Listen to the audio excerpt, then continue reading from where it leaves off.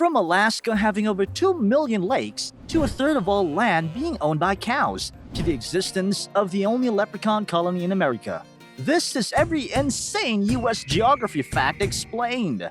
And while some of these might sound like myths, others will completely change the way you look at the United States, like how one state is somehow both the easternmost and the westernmost in the country, Alaska. You're probably thinking, I need a globe and a few geography lessons to make that statement, but apparently it's true. And the Aleutian Islands are the reason for this. You see, this long string of islands crosses the 180th meridian, which is the imaginary line separating the eastern and western hemispheres. Because of its length, this string of islands crosses this line to the east and to the west, making it both the easternmost and westernmost state in the US. That's why Alaska is an actual oxymoron, if you think about it. Oh, and it's also the northernmost state in the US. And since we're talking about Alaska, did you know you can actually walk from Alaska to Russia? Yes, it's true. Why? Because Russia and the US are separated by the Bering Strait. Now, I'm not saying you can cross the 55-mile-wide strait, but you can cross the 2.5-mile-wide distance between Little Diomede on the US side and Big Diomede on the Russian side, which freezes in the winter. So yeah, technically you could walk to Russia, but it's illegal, and unless you want to go to jail in Siberia, please don't do it. And while we're on the subject of East and West, if you had to pick, which would you say is closer to Africa? Miami or Maine? Well, what if I told you that Maine is geographically closer to Africa than Florida? And before you get your knives and pitchforks, I have a reason for saying this. For example, if you were to draw a straight line from Quoddy Island in Maine, the US easternmost point, all the way across the Atlantic to El Beduza in Morocco, the distance would only be 3,154 miles. If you were to do the same from Miami, Florida, the distance would be 4,025 miles. This is because of the curvature of the Earth and the geographic misrepresentation of maps, which reminds me of another strange misrepresentation. Because if you divide the US in half, north to south, just a little west of San Antonio, Texas, you'd see a stark difference in population. About 80% of the US population lives in the eastern half, while only 20% of the country's population lives west. This is mainly due to the fact that the middle of the United States was once uninhabitable because of wetlands, swamps, and marshes, as well as the fact that the first European settlers came to the East Coast. And the mountains, deserts, and other rugged terrain in the West didn't really help either. I guess the first inhabitants were like modern-day Floridians who don't really mind wetlands and sinkholes. Speaking of which, Florida doesn't have just hurricanes and swamps. It also has sinkholes, because the state sits on limestone. And do you know what happens when you combine limestone with water? You get something like Sinkhole Valley and the Green Banana Sinkhole. It's located around 50 miles off the western coast of Sarasota. It's one of the larger sinkholes with a rim diameter of 154 feet and a depth of almost 430 feet. You can even take a boat ride and visit the Green Banana. Please, don't go diving to see how deep it is, or the Green Banana might turn ripe for you. But you know what else is green? The El Yunque National Forest, and it's the only tropical forest in the US. It's located in Puerto Rico and covers around 29,000 acres. But in rainforest terms, that's basically a small garden. That being said, this is actually the largest block of public land in Puerto Rico. It's worth noting that the indigenous people of the region believed this was the throne of their chief god. And if you travel deeper inside the rainforest, you will find a lot of the unique Taino petroglyphs. But while this rainforest is growing smaller due to hurricanes, one state keeps growing. Hawaii has grown by hundreds of acres already, and it's likely to continue doing so in the future. Does that mean some mysterious force is lifting the island from the depths? No, this is not Atlantis. The big island has grown in size thanks to the biggest active volcano, Kilauea. When the hot lava spills into the ocean, it solidifies instantly, and presto, you have a bigger island. For example, one eruption on May 3, 2018 added an astounding 875 acres of new land to the island. But it also displaced 2,000 people and destroyed 700 homes. So it's not the ideal expansion pack, and something similar is happening in the Rocky Mountains. but without the lava.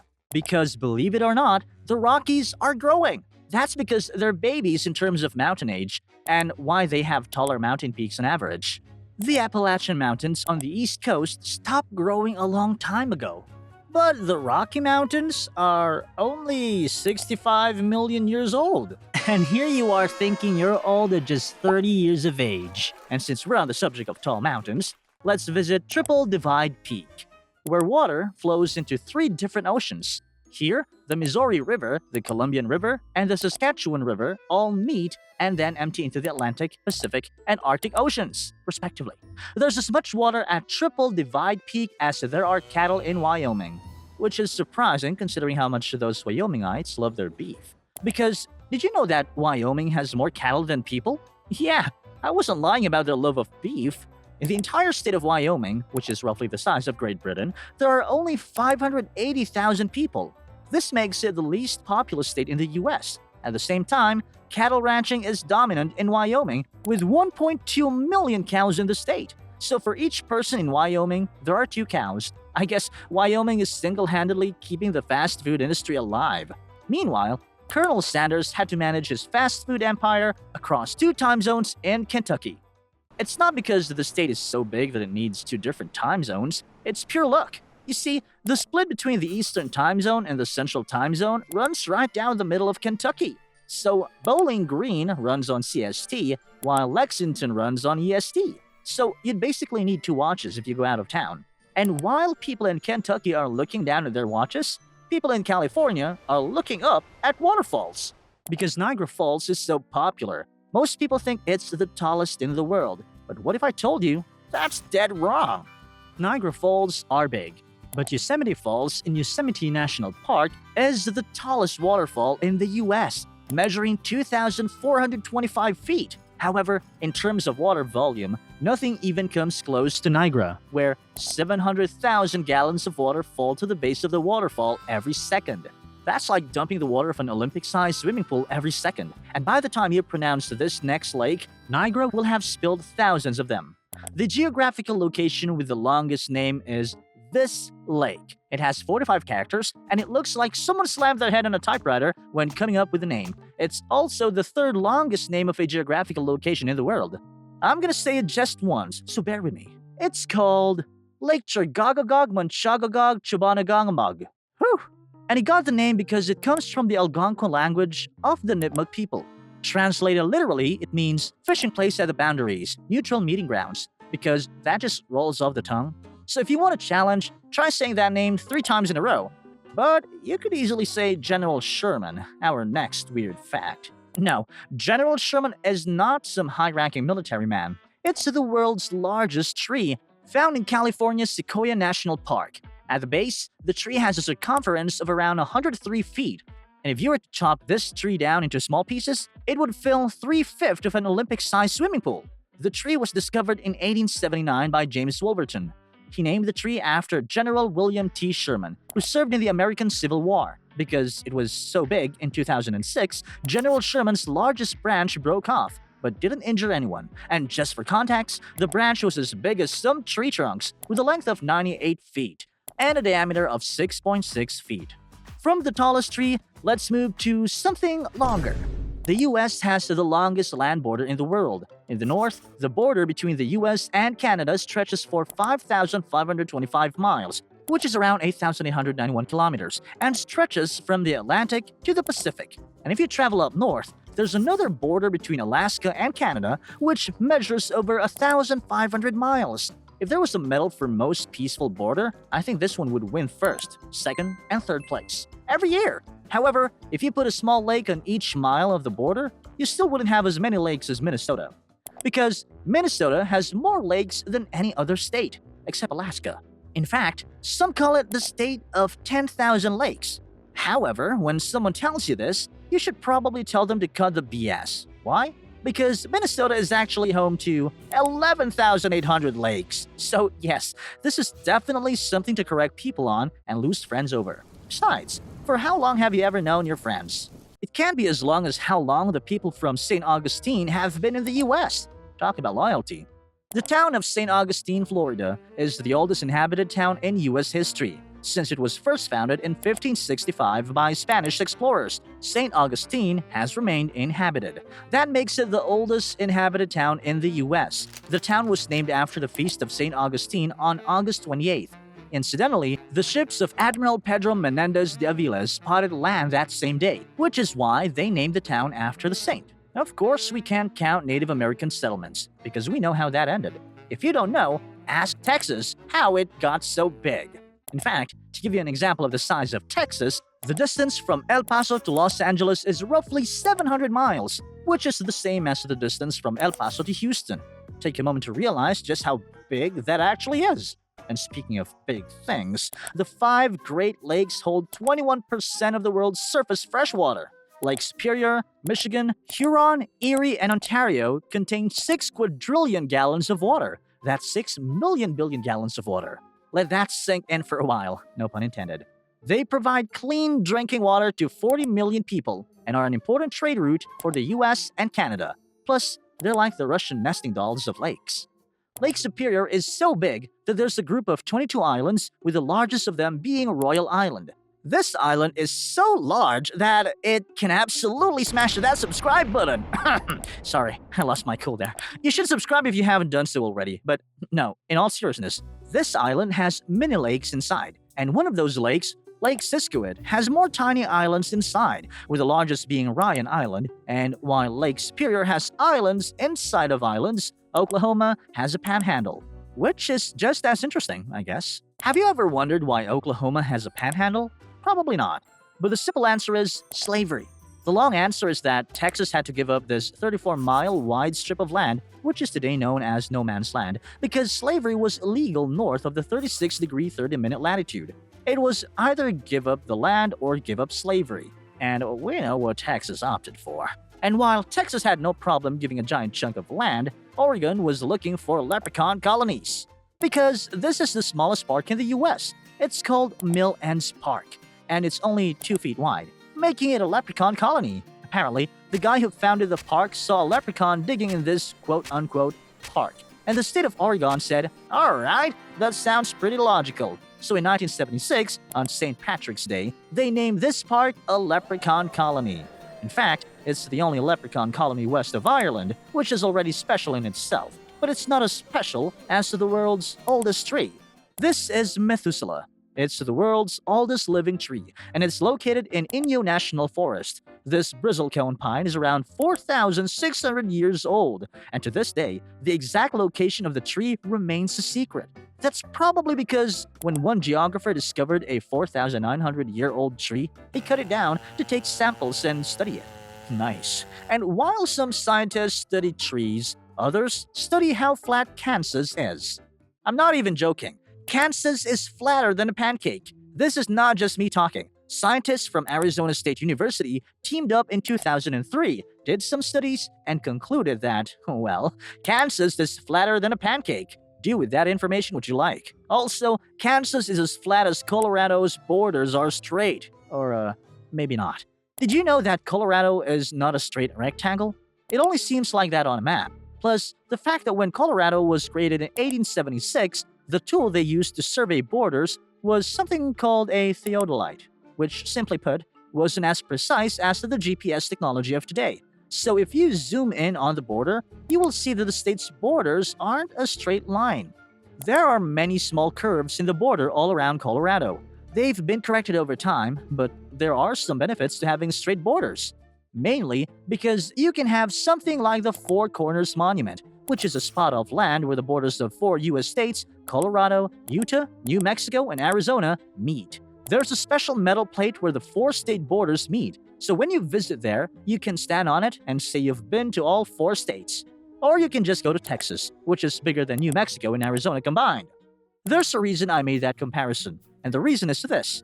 Texas is larger than any other country in Europe by land mass. But what about Russia? Well, Russia is partly in Europe and partly in Asia, so that doesn't count.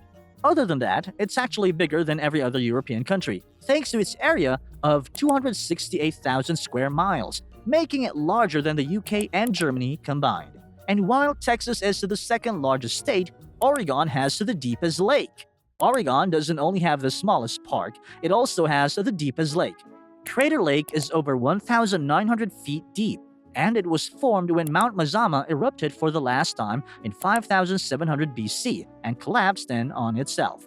This caldera then got filled with water, and today it's known as Crater Lake.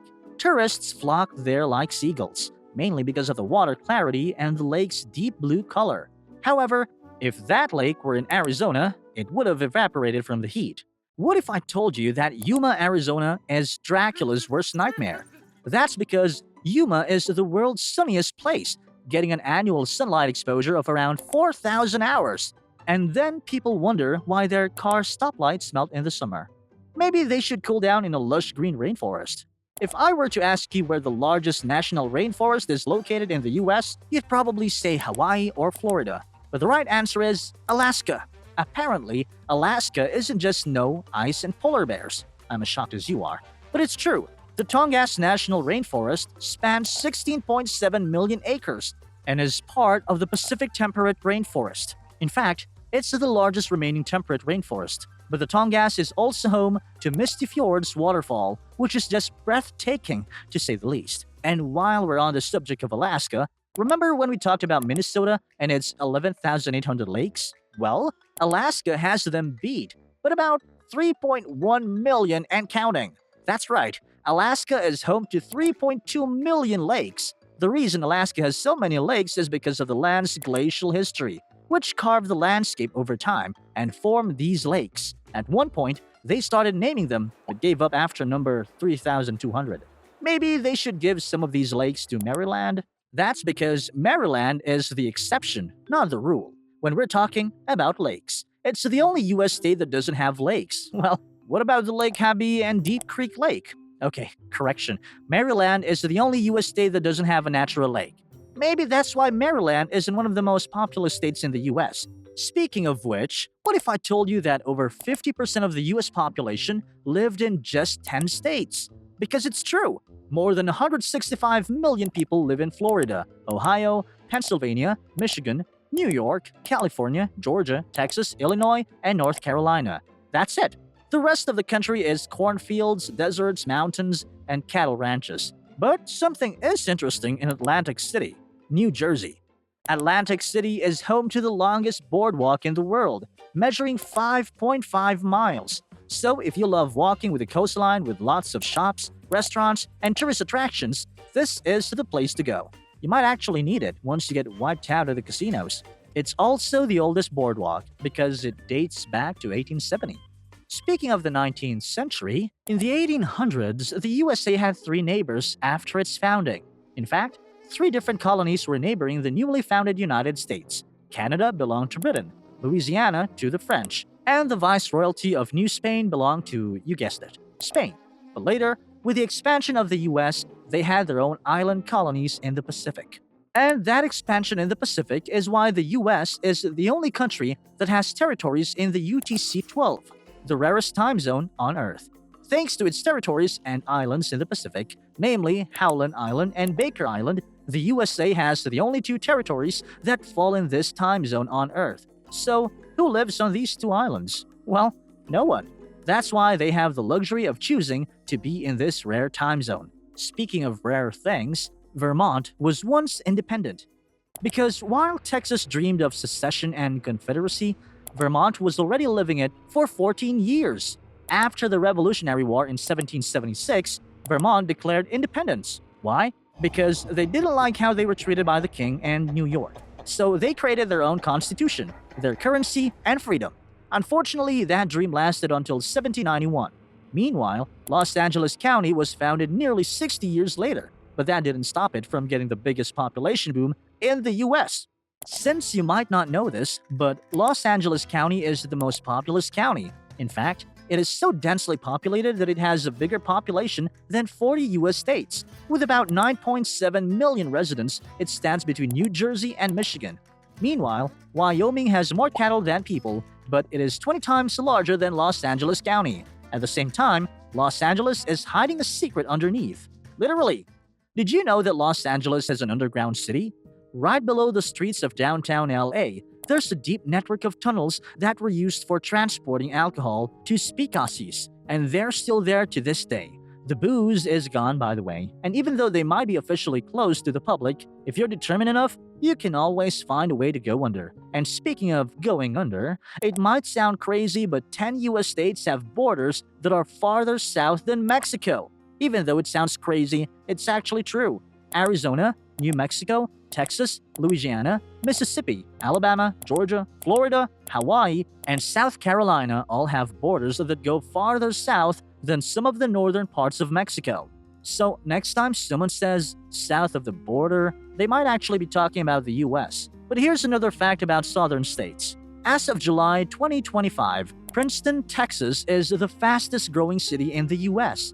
In 2020, there were about 17,000 people living in Princeton, but by 2022, that number had grown to 28,000 people. And just last year, Princeton's population ballooned to over 37,000 people. So if you plan on buying a house there, you should probably do it before things get even crazier than they currently are.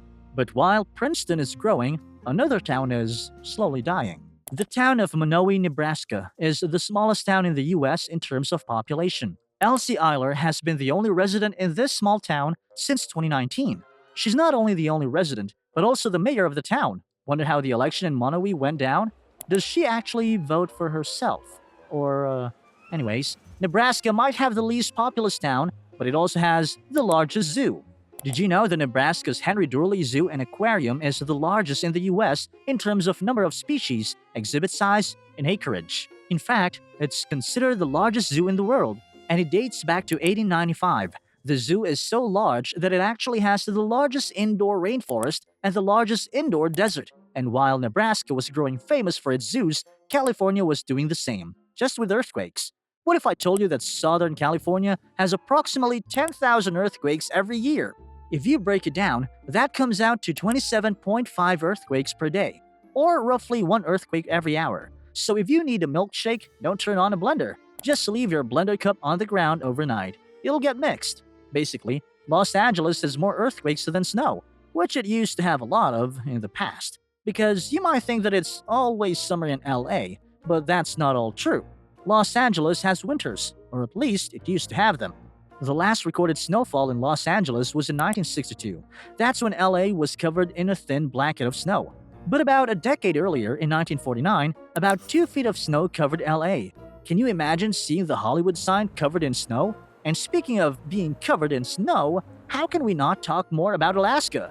There's too many amazing facts to explore there. In fact, you don't need to go to Sweden, to Norway, or Iceland to see the Northern Lights. Just drive to Fairbanks, Alaska. If the weather is good, then you have a 90% chance of seeing the Northern Lights. That's because about a third of Alaska is in the Arctic Circle.